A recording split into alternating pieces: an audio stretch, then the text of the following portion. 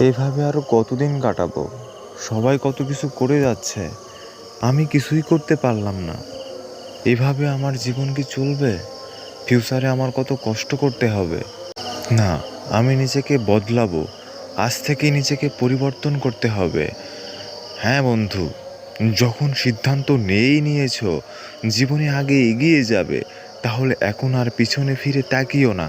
কারণ যারা পিছনে ফিরে তাকায় তারা তাদের লক্ষ্য পৌঁছাতে পারে না।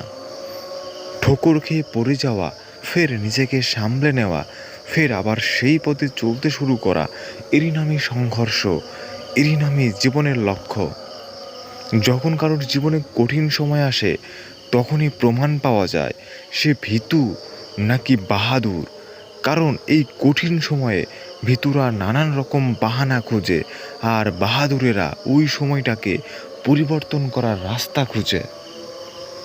হ্যাঁ, আমি জানি সংঘর্ষের দিনগুলো ভীষণ কঠিন হয়, অনেক কষ্ট সহ্য করতে হয়।